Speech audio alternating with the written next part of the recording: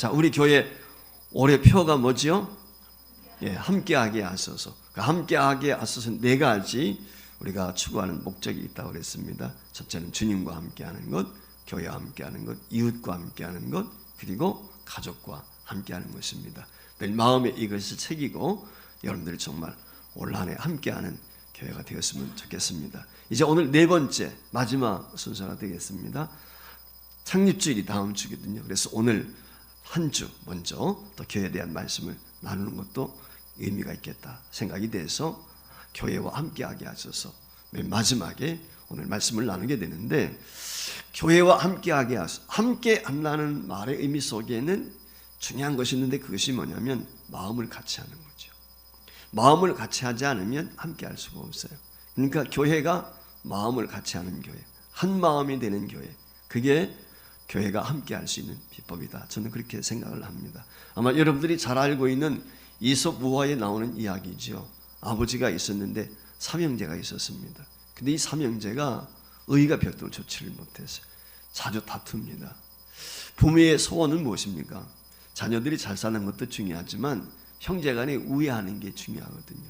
근데 형제들이 만나면 아웅다웅 다툰단 말이죠. 그래서 나이가 들어서 아버지가 세상을 떠날 날이 다가오게 되니까 이 아이들을 어떻게 해줬나, 내가 세상을 떠나고 나서 등지고 살면 어쩌지 하는 염려가 있게 되었습니다. 그래서 이제 임종이 가까울수록 걱정과 근심을 가지고 있던 이 아버지가 어느 날 자녀들을 부릅니다. 그러면서 너희들이 올 때 해초리를 4개씩 준비해서 가져와라, 그렇게 부탁을 했습니다. 그래서 세 아들이 해초리 4개씩을 준비해서 아버지 앞에 모였습니다. 아버지가 해초리를 준비해온 아들들에게 이야기합니다. 너희들이 준비해온 해초리 가운데 하나를 너희들 손에 들라 그랬어요. 하나를 손에 들게 되었을 때 아버지가 이야기합니다. 그거 부러뜨려 봐라 그래서. 그때 손쉽게 해초리 하나 부러뜨렸죠. 그렇지 않겠습니까? 그 모습을 보고 있던 아버지가 이제는 또 이렇게 이야기합니다. 남아있는 3개 그것을 한꺼번에 쥐고 부러뜨려 보도록 해라 얘기를 했어요. 그래서 각자가 남아있는 3개 호치를 들고서 그걸 부러뜨리려고 하니까 부러지질 않습니다. 하나를 부러뜨릴 때는 쉽게 부러뜨렸는데 3개를 딱 짚고 하려니까 힘을 주는데도 부러지질 않는 거예요. 그 모습을 보고 있던 아버지가 아들들에게 이야기를 합니다. 평생 남을 유언이지요. 바로 너희들이 하나가 되어야 된다는 것입니다. 마음이 하나가 되고 형제간에 우애해야 된다는 것이죠. 그래야 할 때 세상이 너희들을 무시하지 않고 너희들이 당당하게 살아갈 수 있다 라고 하는 얘기를 했다는 것입니다. 그렇죠. 우리가 낮게 하나 부러뜨리는 것은 쉽습니다. 근데 단이 되었을 때는 또 달라요. 그래서 전도서 4장 12절 말씀에 보면은 이런 말씀이 있습니다. 한 사람이면 패하겠거니와 2사람이면 맞설 수 있나니 세 겹줄은 쉽게 끊어지지 아니하니라. 그렇습니다. 하나가 되는 것입니다.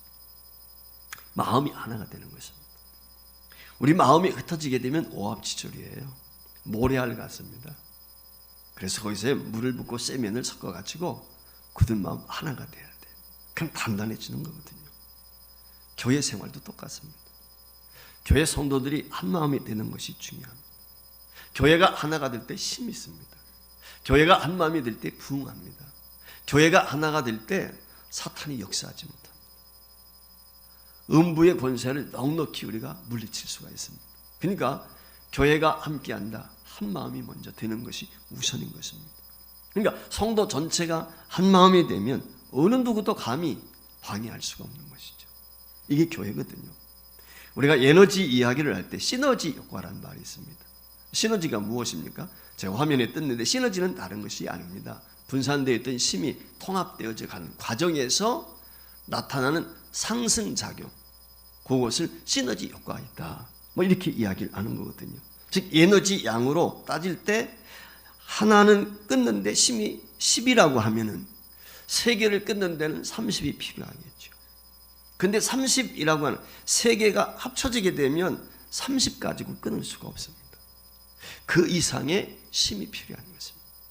근데 그 3개가 합쳐졌을 때 30 가지고 할 수 없지만 그것이 새끼 꼬듯이 엮어지게 되면 훨씬 더 심히 가중이 돼야 끊을 수가 있어요. 아마 여러분들 공항 가려면 영종대교 우리가 통과해야 되죠. 그 영종대교 가기 직전에 휴게소 하나 있습니다. 그 휴게소에 들어가게 되면은 큰 이렇게 된 파이프 비슷하게 된 고와 같은 것이 하나 전시되어 있습니다. 그게 뭐냐면 영종대교 다리에 놓았을 때 여러분들 큰 쇠줄 있죠. 이렇게 받침하고 있는 지탱하고 그 쇠줄이 거기에 절단되어 가지고 전시되어 있습니다. 그걸 보시면 아시겠지만 그 안에 가나란 철사줄들이 수백만 가닥이 꼬여 있습니다. 그 꼬인 가닥이 또 꼬이고 해가지고 그 안에 통 속에 들어있거든요. 철사줄 하나 심히 뭐 있겠어요. 근데 이게 수백만 가닥이 하나로 뭉쳐지게 되니까 열차가 지나갑니다. 그 다리 위로 수만 톤의 차량들이 지나가는데도 끄떡이 없는 거예요. 이게 연합할 때 하나가 될 때의 힘인 것이죠. 이게 시너지 효과라고 하는 것입니다. 교회도 마찬가지입니다. 사도행전 2장 전체를 보면 특징이 있습니다. 매 절마다 마음을 같이 했다는 거예요. 한 마음이 되었다는 거예요. 그러니까 초기에 나와 있는 사도행전의 특징들을 보면은 오순절 성령 역사를 비롯해서 모든 것들이 뭐냐면 성도들이 하나가 되는 것입니다. 한 마음이 되는 것입니다. 한 뜻을 가지는 것입니다. 그게 초대교회의 특징입니다. 구구절절 나오는 거예요. 46절 말씀에 보면 뭐라고 이야기했습니까? 이렇게 이야기했습니다. 날마다 마음을 같이하여 성전에 모이기를 힘쓰고라고 말씀합니다. 여기 말씀에 보면 날마다 마음을 같이 한 마음이 됐다는 거예요. 이게 초대교회의 특징입니다. 이 초대교회의 놀라운 이적, 표적이 있게 된 이유는 다른 데 있지 않아요. 한 마음이 되는 데 있던 것입니다. 베드로가 안진뱅이를 걷는 것, 병자를 고친 이런 것들이 베드로 자신보다도 성도들이 한 마음이 되었을 때, 교회가 하나가 되었을 때 거기에 표적이 있고 기사가 있고 역사가 있는 것입니다. 이게 중요한 것입니다. 초대교회가 하나 된 모습으로 어떤 일들을 했는지 오늘 우리들이 살펴보면서 우리 서보제일교회가 특별히 39년을 맞이하게 되는데 어떤 교회로 앞으로 든든히 세워져 가야 될까라고 하는 생각을 갖고 함께하는 교회로서 우리가 어떤 마음의 자세를 가져야 될지 오늘 본문 말씀을 통해서 함께 은혜를 누리기를 원하는 것입니다. 첫 번째는 날마다 마음을 같이 해서 성전에 모이는 것을 심써야 됩니다. 오늘 본문 말씀이 그렇게 이야기했거든요. 초대교회의 특징은 뭐냐면 열심히 모이는 거예요. 모이는데 최선을 다했다는 거예요. 근데 이 모임 가질 때 두 가지 특징이 있습니다. 첫 번째는 날마다 매일 모였다는 것입니다. 매일. 여러분 매일 모이는 게 쉽지 않잖아요. 근데 초대교회는 매일 모였습니다. 그 매일 모이기 위해서 노력을 했습니다. 두 번째 특징, 힘썼다. 그렇게 성경이 이야기를 하거든요. 그러니까 초대교회의 특징은 뭐냐면 예배생활. 모이는데 열심히 했습니다. 그래서 대예배, 이런 해중예배, 이건 매주 모이는 것은 매일 모이는 건 아니었겠지만은 가정에서 또 모이는 거예요. 그래서 초대교회의 특징은 뭐냐면 해중예배와 소그룹 모임, 가정예배, 여기에 중요했습니다. 누구의 가정에서 가정교회로 모인단 말이에요. 그래서 대예배를 통해서 이렇게 모임을 통해서 이 사도들의 교훈을 받고 기도하고 그리고 능력을 얻고 나가서 열심히 전도하는 거예요. 그런가 하면은 가정교회를 통해서는 교제의 중심입니다. 함께 떡을 나눕니다. 교제합니다. 한마디로 말하면 위로를 받고 서로 격려합니다. 이게 양날개, 교회가 든든히 서가는, 그러니까 대그룹과 소그룹에 이게 조화롭게 세워져 갔던 것이 초대교회거든요. 우리나라에서도 과거에 구역예배가 있었지 않습니까? 저도 중학교 때부터 구역예배를 열심히 쫓아다녔어요. 구역예배 가게 되면은 시골에서 자랐기 때문에 농한기나 농번기가 됐든지 일들 마치고 저녁에 모인단 말이죠. 그러면 고구마를 쪄내고 또 옥수수를 쪄낸다든지 그러면서 밤늦게까지 피곤한 중에도 피곤을 몰라요. 시간 가는 줄 모르면서 교제하고 하나님의 은혜를 나누고 그랬던 경험이 지금도 생생합니다. 이게 교회의 특징. 그 일에 주력하게 되었을 때 교회가 성장해서 든든히 세워져 갔다는 것입니다. 여러분 목장 모임을, 우리는 지금 목장 모임인데 목장 모임을 갔든지 기관 모임을 갔든지 사실 모이는 게 요즘에 쉽지 않아요. 근데 좋은 교회는 뭐냐? 열심히 모이는 교회. 좋은 성도가 누굽니까? 열심히 모이는 성도입니다. 예배 빠짐없이 모이려고 애쓰고 노력하는 것입니다. 여러분, 초대교회 우리나라 부흥의 원동력이 어디 있을까요? 모이는 데 있었습니다. 옛날에 사경회라는 것이 있었습니다. 사경회는 보통 5일 합니다. 월요일부터 금요일까지 하거든요. 사경회를 하면요, 몇 번 집회가 열냐? 새벽, 오전, 오후, 저녁, 하루에 4번 집회가 열립니다. 그리고 이런 의자에 앉아서 예배 드리지 않았거든요. 마루바닥에 앉아서, 아니면은 멍석을 깔고 옛날에 그렇게 예배를 드렸다. 그래서 거기서 자고 먹고 하는 거예요. 그래서 어떤 분들은요, 교회가 지금처럼 뭐 도시교회는 그렇지만 시골도 지금 가면 띄엄띄엄 있는 데가 있지 않습니까? 그러니까 시골 사람들은 어떻게 합니까? 솥단지까지 가지고 왔어요. 솥단지 그 사경회 하게 될 때 그 옆에다 걸어놓고 그곳에서 밥을 해먹고 그 집회에 일주일 동안 참여하는 것입니다. 저도 중학교 1학년, 2학년 때 말이죠, 부흥에 열심히 쫓아다녔어요. 그래서 집에서 쌀떡에서 쌀 퍼가지고 그 가방에다 비닐을 담아가지고 갑니다. 그래서 집사님들한테 드리고 월요일날 학교 가면서 말이죠, 드리는 거예요. 그리고는 학교 방학이 되면 부흥의 장소로 갑니다. 그리고 그곳에서 자고 먹고 그 이튿날 도시락 싸가지고 학교 가고 2년 동안 제가 부흥회를 쫓아다녔어요. 오늘날 제가 목사가 된 게 그냥 된 게 아닙니다. 그런 경험이 있기 때문에 목사가 된 거예요. 저는 2학년 때부터, 중학교 2학년 때부터 주변에서 많은 사람들이 그랬어요. 넌 목사 돼야 돼, 목사. 목사님들을 비롯해서 너 목사 한다면 내가 유학도 뭐 별의별 얘기 많이 들었었어요. 근데 저는 목사가 되고 싶은 일도 없었거든요, 그때는. 근데 오늘날 이렇게 목사가 됐는데 좀 진작에 했으면 좋았을 텐데 라고 하는 생각이 들지만 어쨌거나 옛날에는 그랬어요.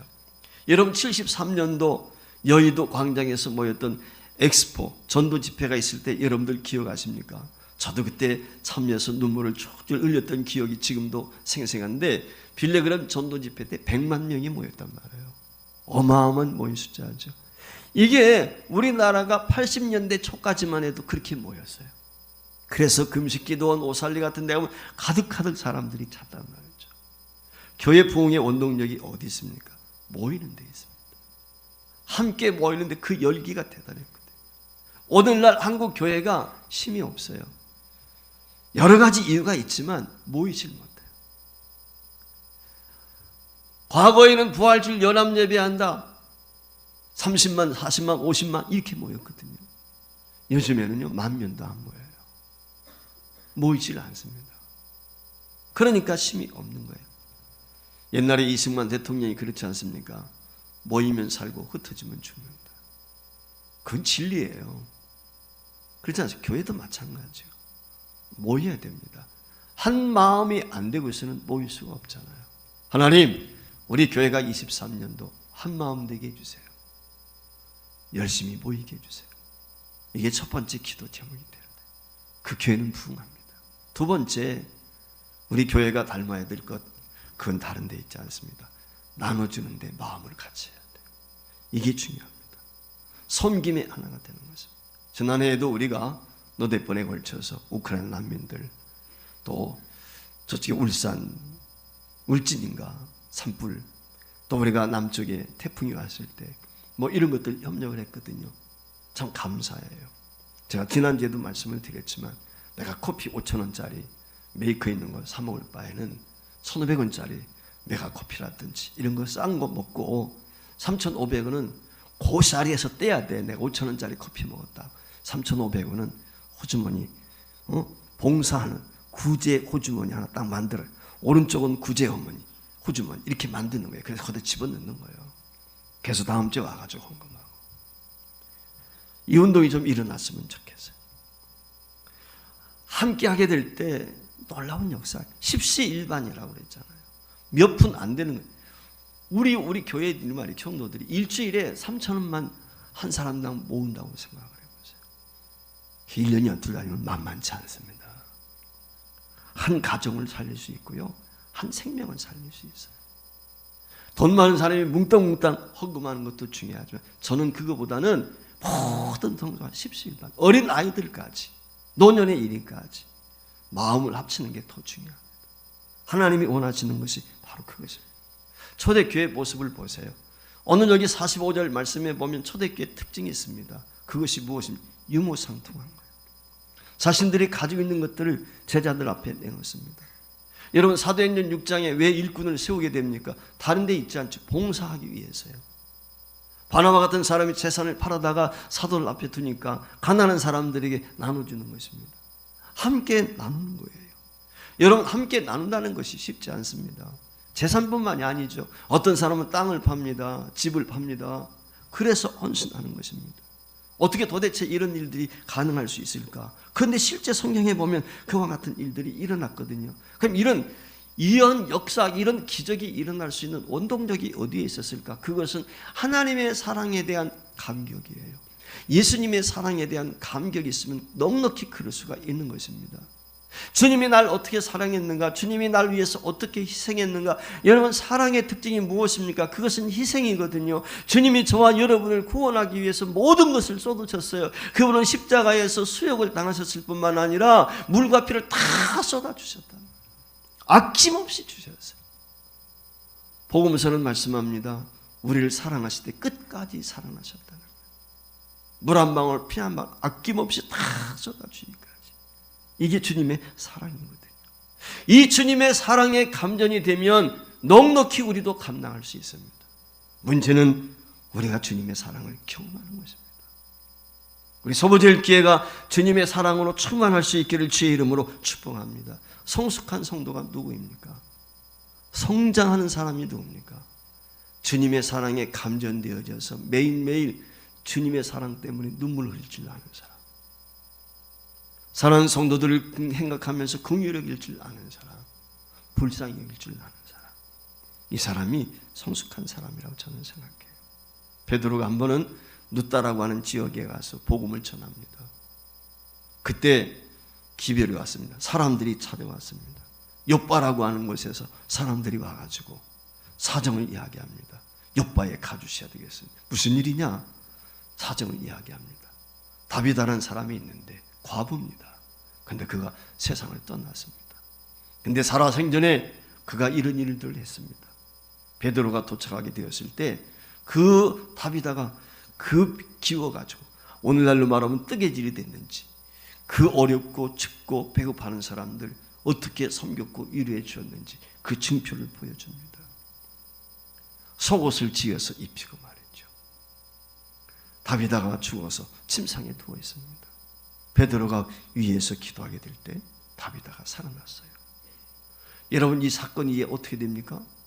성경 말씀에 보면은 이 사건 이후에 믿는 무리가 많아졌다는 것입니다. 우리가 구제하고 봉사하는 것, 저는 구제라는 말을 잘 쓰지 않는데 사랑의 헌금, 사랑을 베푸는 것이, 여러분들 주부에도 보시면 우리가 후원한다는 말은 제가 별로 좋아하지 않아요. 그래서 우리 주부에 보면 협력교회, 협력선교사, 협력기관일 때 같이 하는 거예요. 같이. 후원한다 하면은 강한 자가 약한 자에게 뭐 하는 것처럼 느낌이 안 좋아. 그래서 후원이라는 말을 저는 안 써요. 협력하는 거예요. 같이. 연약해도 가난해도 부자도 같이 하는 거예요. 모두가. 그래야 협력이 될 수 있는 거니까. 여러분, 어렵고 힘든 사람들을 협력하게 되었을 때 온 교회가 하나가 되었어요.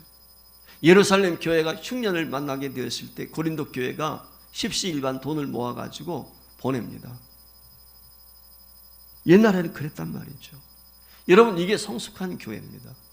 이런 교회가 성숙한 크리스찬들이 있는 거예요. 이웃의 아픔을 내 아픔으로 하는.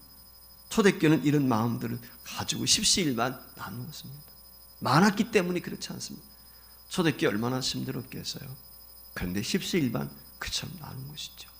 우리가 이 나눔에 모든 성도들이 한 마음이 되었으면 좋겠습니다. 그런 교회 되기를 소망해 봅니다. 세 번째 중요한 것이 있는데 하나님을 높이는 거예요. 하나님의 영광을 밝히 드러나는. 우리는 먹든지 마시든지 무엇을 하든지 늘 가져야 될 마음의 자세는 주의 영광입니다. 자나깨나 어떻게 하면 나를 통해서 하나님이 영광을 받으실까? 여러분, 좋은 자녀가 누굽니까? 부모의 이름을 높이는 거예요. 자식이 잘 되면요, 부모가 칭찬받습니다. 근데 부모가 망나니 듯하면요, 아무리 부모가 잘났어도요, 욕먹습니다. 여러분, 이번에 어떤 그 운전기사 사고 나가지고 접촉해가지고 합의금 주겠다고 자기 집으로 인도해가지고 죽여버린 사람 있죠. 그 이문가 할아버지가 학교 선생님이었대요. 돈도 많다는 거예요. 참 그 기사를 보면서 가슴이 아파요. 자식 농사라고 그랬잖아요. 손주지만 여러분 남들에게는 좋은 얘기 했는지 모르겠지만 내 자식 제대로 가르치는 그렇지 않습니까? 이런 비극이 가문에 얼마나 부끄럽습니까? 아마 선생님이라고 존경받았을지는 모르겠어요. 그런데 이제는 그 선생님 누가 존경하겠습니까? 내 가정도 제대로 살피지 못하는데 그렇지 않습니까? 여러분 가정에 정말 충실해야 돼요. 부모들 자녀들 잘 가르쳐야 됩니다. 부끄럽지 않기 위해서. 여러분 자식이 잘 되면 부모가 아름다운 이름을 얻게 돼 있어요. 교회도 마찬가지죠. 저와 여러분이 예수 믿는 사람으로서 성도다운 성도가 되고 교회다운 교회가 되면 하나님의 이름이 높아지는 거예요. 하나님께 영광이 되는 것입니다. 초창기 우리나라에서 선교사들이 외국에 나가는데 태국의 선교사로 파송을 받은 젊은 선교사가 있었어요. 그런데 지금이야 선교사들 파송하게 될 때 훈련원이 있어가지고 훈련을 합니다. 우리 합신에서도 적어도 6개월 동안 훈련을 받아야 돼. 그 훈련 이수하지 않으면 우리 합신 선교사로 허입을 안 합니다. 그리고 노예가 이제 허입을 하고 이렇게 해서 파송을 하게 되는데 옛날에는 그렇지 않았거든요. 제대로 훈련도 받지 못하고 나갔어요. 근데 타국에 선교사로 갔는데 오지로 들어간 거예요. 기회면 내가 오지에 가서 복음을 전해. 근데 태국말을 할 줄도 모르지요. 제대로 아는 것이 없지요. 그러다 보니까 이 사람이 어떻게 해야 되나 라고 생각하면서 길거리를 지나다니면서 예수님 찬양 찬양을 하기 시작을 했습니다. 그러니까 아이들이 자기들과 모습이 다른 사람이 와가지고 무슨 노래를 부르고 듣지도 못한 자기들이 못 알아듣죠. 한국말로 예수님 찬양하니까 어떻게 알아듣겠어요? 그래서 아이들이 졸졸졸 따라다닙니다. 한두 명씩 따라다닙니다. 어떤 때는 10명이 그러다가 한 50명 정도가 아이들이 모이게 되었습니다. 그래서 이 선교사님이 그 아이들과 함께 예수님 찬양을 부릅니다. 그리고 복음을 전합니다. 그러다가 사정이 있어가지고 그 지역을 잠시 벗어나게 되었습니다. 그리고 1년 후에 그곳을 다시 방문하게 되었을 때 깜짝 놀랐습니다. 그것은 다른 것이 아니라 그 지역에 영향력을 끼치는 무당이 아이들을 모아놓고 예수님 찬양 노래를 하고 있는 거였습니다. 그래 자초지종을 묻게 돼 어떻게 된 것이냐 묻게 되니까 이 무당이 하는 말이 그런 거예요. 자기가 점을 치고 이 무술 그 무당으로서 역할을 해야 되는데 이 아이들이 예수님 찬양을 자기 집 앞에서 부르고 지나가고 어쩌고 하면은 점괘가 안 나오는 거예요. 밤에는 머리가 아파서 잠을 잘 수가 없는 거예요. 그래서 이놈들 노래 부르지 말라고 말이죠. 잡아가지고 족치는 거예요. 그래 한 놈 잡아가지고 족치면 다른 놈들이 더 그냥 난리 피면서 더 큰 소리 노래 부르고 다니는 거예요. 그러니까 이 무당이 할 수 없이 야 애들 사탕도 주고 하면서 이리 와서 같이 하자고. 그래가지고 예수님 찬양 노래를 부르게 되었다는 것입니다. 교회가 세워졌어요. 그 어려서부터 예수님 찬양을 불렀던 그 아이들이 성장해서 교회 목사가 되었습니다. 그 교회 일꾼들이 되었다는 것입니다. 여러분 하나님을 찬양할 때 하나님을 높여드릴 때 이런 역사가 있어요. 여러분 사도행전 16장에 보면 바울과 실라가 빌립보 감옥에 갇혔잖아요. 기도하지 않습니까? 찬송하지 않습니까? 옥문이 열립니다. 옥문이 열린 건 저리 가라요. 여러분 간수가 어떻게 됩니까? 예수 믿었어요. 그 가족 온 식구가 주께로 돌아왔습니다. 구원의 역사가 일어난 것입니다. 하나님은 찬양을 기뻐하십니다. 우리가 하나님 앞에 영광 올려드리는 것은 찬양뿐만이 아니에요. 물질로도 우리의 재능을 가지고 우리의 달란트를 우리의 삶을 통해서 수많은 것들을 가지고 우리는 하나님을 영화롭게 할 수 있습니다. 여러분 올 1년 동안 저와 여러분이 삶의 목표를 정합시다. 내가 기업을 운영하든지 내가 직장 생활을 하든지 내가 학교 선생님이든지 내가 학생이든지 어디에 있든지 간에 나는 주의 영광을 위해서 하나님의 기쁨이 될 거야. 주님을 찬양하는 성도로 하나님 앞에 먹든지 마시든지 주의 영광을 위해서 사는 성도가 되보자. 아마 23년도 그런 마음을 가지고 저와 여러분이 산다면 우리 교회는 놀라운 변화가 일어날 것입니다. 여러분의 삶이 변화될 것입니다. 여러분의 가정이 달라질 거예요. 여러분이 속한 지역과 환경이 다 달라질 것입니다. 우리 한번 시도해 보십시다. 주님을 높여드리는 것. 23년도 우리 서부제일교회 모든 성도들이 한 마음이 되어서 함께 하시는데, 첫째, 예배 열심히 냅시다. 고민이 있어요. 유튜브 이거 중단해야 되나? 우리 장로님들하고도 그런 얘기합니다. 유튜브 중단해야 되나? 물론 부지기한 사정 때문에 못 오시는 분도 있고, 우리가 유튜브 안 한다면 다른 교회들도 하니까 그리 들어갈 수 있겠지만, 그런데 이게 진짜 예배가 무엇입니까? 성도가 무엇입니까? 같이 모여야죠. 우리 지체인데 그렇지 않습니까? 나눔이 있어야 되잖아요. 교제가 있어야 되잖아요. 여러분 기억하십시오. 천국은 혼자 못 갑니다. 아무리 믿음이 좋은 것 같아도 저는 그렇게 생각해요. 그건 믿음이 아니에요. 가짜 이기적인 믿음이에요. 천국은 이타적인 믿음만 갑니다. 이거 명심해야 돼요. 이기적인 믿음 가지고는 못 가요. 독불장군은 없습니다. 더불어 살게 돼 있어요. 인간 구조 자체가 사람 인자가 그렇잖아요. 더불어 사는 거예요. 함께 사는 것입니다. 함께 가야 됩니다. 교회도 가정도. 우리 교회가 함께하는 교회로서 예배에 함께하고 나눔과 봉사에 기꺼이 우리가 마음을 다해서 동참하고 하나님의 영광을 위해서 저와 여러분이 힘쓴다면 하나님께서 기뻐하시는 교회, 정말 교회다운 교회를 회복할 수 있고 성도다운 성도가 될 수 있다. 저는 그렇게 믿습니다. 전 성도 여러분, 우리 함께 하십시다. 그리고 함께하는 교회로서 하나님께 영광 올려드리는 귀한 성도와 교회가 되십시다. 아멘.